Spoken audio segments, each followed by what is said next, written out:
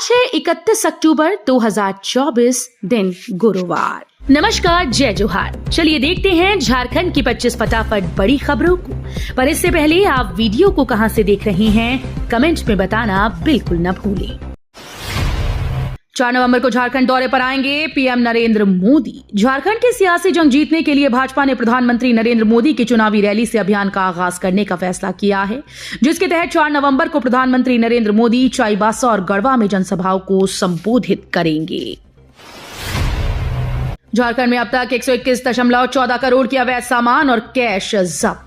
राज्य झारखंड के सीईओ के रवि कुमार ने कहा कि राज्य में विधानसभा चुनाव के लिए आदर्श चुनाव आचार संहिता लागू होने के बाद से अब तक 121.14 करोड़ की अवैध सामान और कैश जब्त किए गए। खूंटी जिला 3 करोड़ से अधिक की जब्ती के साथ राज्य में पहले स्थान पर है।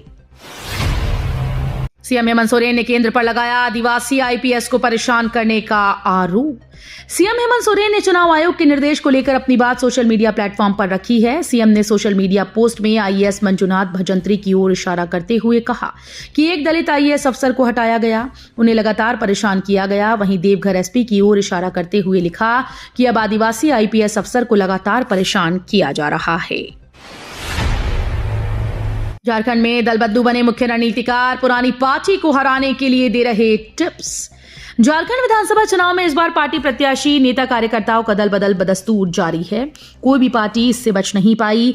अब सभी राजनीतिक दल चुनावी रणनीति बनाने में प्रतिद्वंदी दलों से आए नेताओं का भरपूर उपयोग करने की कोशिश में हैं। जनगणना के लिए अमित शाह ने लॉन्च किया सीआरएस ऐप। गृहमंत्री अमित शाह ने बुधवार को जनगणना भवन में नागरिक पंजीकरण प्रणाली यानी कि सीआरएस ऐप को लॉन्च किया है। इस ऐप के जरिए कोई भी आम आदमी किसी भी जगह से जन्म और मृत्यु का रजिस्ट्रेशन कर सकता है। ऐप की मदद से अब घर बैठे रजिस्ट्रेशन का ये काम आसानी से हो जाएगा। कांग्रेस के स्टार प्रचारकों की लिस्ट जारी।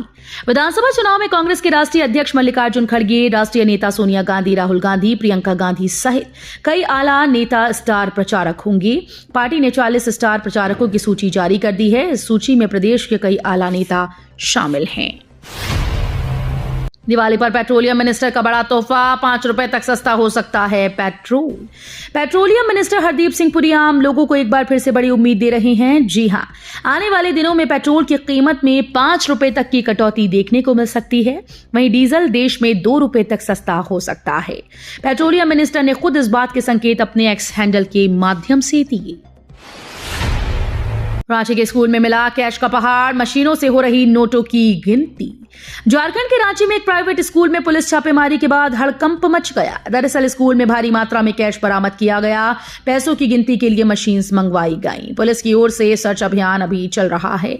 ये छापेमारी नामकुम थाना क्षेत्र में की गई। झारखंड के पश्चिमी सिंहभूम में महिला वोटर निर्णायक पार्टीज बना रही विशेष नीति। झारखंड के पश्चिमी सिंहभूम की 5 विधानसभा सीटों पर आदि आबादी के वर्चस्व ने विभिन्न दलों को अपनी विशेष रणनीति बनाने को मंजूर कर दिया। महिला वोटर्स के निर्णायक स्थिति में होने के कारण दलों ने पार्टी की प्रमुख महिला चेहरा को जनसभाओं में उतारने की योजना बनाई। झारखंड की एक और सीट पर महागठबंधन की बड़ी टेंशन, अब माले ने फंसाया पेच। झारखंड विधानसभा चुनाव को लेकर तैयारी तेज है। इस बीच सीटों को लेकर भाकपा माले ने सब कुछ स्पष्ट कर दिया। माले ने जमुआ विधानसभा क्षेत्र से अपना प्रत्याशी नहीं उतारा। धनवार विधानसभा क्षेत्र से इसके उम्मीदवार चुनाव मैदान में डटे रहेंगे। डिजिटल अरेस्ट के खिलाफ गृह मंत्रालय लाई नया हथियार।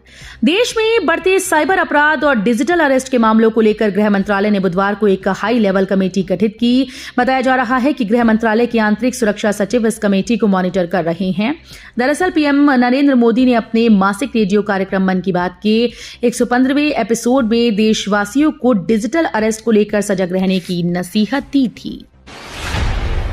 दूसरे चरण का स्क्रूटनी पूरा, 15 नामांकन हुए स्वीकृत।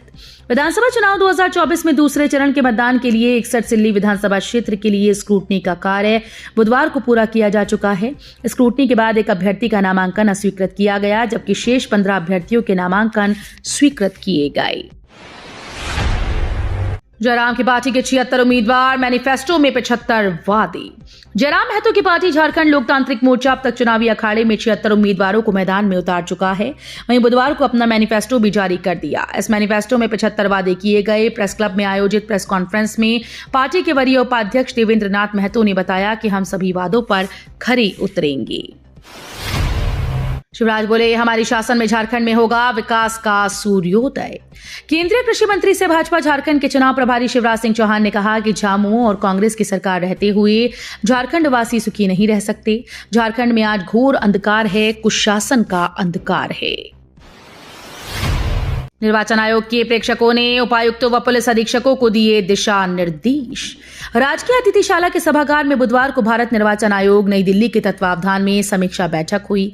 झारखंड विधानसभा चुनाव 2024 के लिए नियुक्त विशेष सामान्य प्रेक्षक योगेंद्र त्रिपाठी एवं विशेष पुलिस प्रेक्षक मनमोहन सिंह की अध्यक्षता में दक्षिणी छोटा नागपुर प्रमंडल के निर्वाचन से संबंधित समीक्षा बैठक हुई।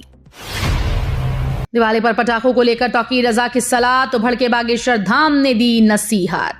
बागेश्वर धाम के पीठाधीश्वर पंडित धीरेन्द्र कृष्ण शास्त्री ने बकरीद का उदाहरण देते हुए कहा कि लाखों बकरों की बलि दी जाती है लेकिन उस पर कोई चर्चा नहीं होती। ये सवाल उठाते हुए उन्होंने कहा कि आखिरकार त्योहारों के प्रति इस दोहरे मापदंड का क्या कारण है। उन्होंने इस सोच को समाज में विषमता पैदा करने वाला बताया और कहा कि सभी धर्मों को समान सम्मान मिलना चाहिए। शिबू सोरेन की पोती नहीं लड़ेंगे चुनाव, बीजेपी और जेएमएम के बीच होगा सीधा मुकाबला। पूर्व विधायक दुर्गा सोरेन और वर्तमान में जामताड़ा से भाजपा की प्रत्याशी सीता सोरेन की बेटी जयश्री सोरेन जामा से चुनाव नहीं लड़ेंगी। उन्होंने कहा कि वे बीजेपी की जीत सुनिश्चित करने में लगेंगी। इससे ये साफ हो चला है कि यहां झामुमो की लुईस मरांडी और बीजेपी के सुरेश मुर्मू के बीच ही सीधा मुकाबला होगा। 500 सालों बाद अयोध्या में मनाई जाएगी भव्य दीवाली। प्रभु राम के विराजमान होने के बाद अयोध्या में पहले दीपावली को लेकर एक अलग ही उत्साह देखने को मिल रहा है। सजा दो घर को गुलशन सा मेरी सरकार आए हैं, बजाओ ढोल स्वागत में मेरे घर राम आए हैं, जैसे भजन के गीत प्रभु राम की नगरी की चारों दिशाओं में गूंज और चमक दमक रहे हैं। इरफान अंसारी पर भड़की कांग्रेस नेता अलका लांबा, कानूनी कार्रवाई की मांग। अखिल भारतीय महिला कांग्रेस की अध्यक्ष अलका लांबा ने अपनी ही पार्टी के नेता और झारखंड सरकार में मंत्री इरफान अंसारी की कड़ी निंदा की। लांबा ने अंसारी पर बीजेपी नेता सीता सोरेन के खिलाफ कथित तौर पर अपमानजनक टिप्पणी करने का आरोप लगाया है। उन्होंने मामले में कानूनी कार्रवाई की मांग की है। लांबा ने कहा कि महिलाओं के खिलाफ अपराधों को लेकर कांग्रेस सरकार में सख्त कानून बनाए गए हैं और अपराध को अपराध की नजर से ही देखा जाना चाहिए। कांके सीट पर उलटफेर, एक दिग्गज प्रत्याशी ने नामांकन लिया वापस। भाजपा के बागी प्रत्याशी कमलेश राम ने कांके विधानसभा सीट से निर्दलीय के तौर पर नामांकन दाखिल करने के बाद मंगलवार को अपना नाम वापस ले लिया। मान मनोबल के बाद कमलेश राम ने यह फैसला किया। कुछ दिन पहले असम के मुख्यमंत्री हिमंत बिस्वा शर्मा उनके घर पहुंचे थे और उन्हें मनाने का प्रयास किया था। चुनाव आयोग ने झारखंड सरकार को लेटर लिखकर देवघर एसपी को हटाने का दिया निर्देश। भारत निर्वाचन आयोग ने झारखंड सरकार को देवघर के एसपी अजीत पीटर डुंगडुंग को हटाने का निर्देश दिया है। आयोग ने राज्य सरकार को पत्र लिखकर देवघर एसपी के पद पर तैनात करने के लिए 3 आईपीएस अधिकारियों के नाम का पैनल मांगा है। झारखंड में गरजा रेलवे का बुलडोजर, दर्जन भर दुकानों को कर दिया गया ध्वस्त। झारखंड के जमशेदपुर में रेलवे ने बुलडोजर एक्शन कर दर्जन भर दुकानों को ध्वस्त कर दिया। दिन भर इलाके में अफरा तफरी मची रही। जानकारी के मुताबिक टाटानगर रेलवे इंजीनियरिंग विभाग और आरपीएफ ने बागबेड़ा लाल, बिल्डिंग चौक और भिकारी मैदान में अतिक्रमण हटाओ अभियान चलाया। इजरायली सेना ने हिजबुल्लाह के राडवान फोर्स के उप प्रमुख को किया ढेर। इजरायली सेना की तरफ से दक्षिणी लेबनान के नबातीय क्षेत्र में एक हमले में हिजबुल्लाह के राडवान बल के उप प्रमुख मुस्तफा अहमद शाहदी को मार गिराया। इस बीच आईडीएफ की तरफ से लेबनान के ऐतिहासिक शहर बालबेक पर भी हवाई हमले किए गए। वहीं उत्तरी गाजा के बेत लाहिया पर हुए ताजा हमलों में कम से कम 20 फलस्तीनी मारे गए। लॉरेंस बिश्नोई गैंग के खात्मे का प्लान तैयार, सबसे बड़े दुश्मन का सामने आया नाम। लॉरेंस बिश्नोई गैंग के ऊपर अब तक उनके सबसे बड़े दुश्मन का साया मंडराने लगा है। विरोधी गैंग ने लॉरेंस के पूरे सिंडिकेट को खत्म करने का प्लान तैयार कर लिया है, लेकिन सुरक्षा एजेंसीज को इस प्लान की जानकारी मिल गई।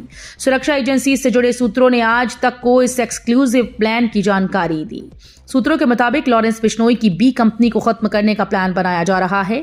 दिल्ली से सटी एक जेल में बंद गैंगस्टर ने बनाया है ये प्लान। दिवाली पर केंद्र सरकार ने ग्राहकों को दी बड़ी राहत, अब प्याज की कीमतों में गिरावट के आसार।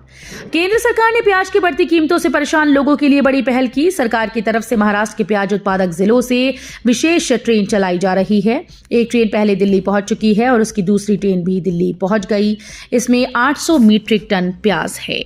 तो ये थी झारखंड की 25 बड़ी खबरें। रोजाना ऐसे ही सबसे पहले अपडेट पाने के लिए चैनल को सब्सक्राइब और वीडियो को शेयर जरूर करें। धन्यवाद।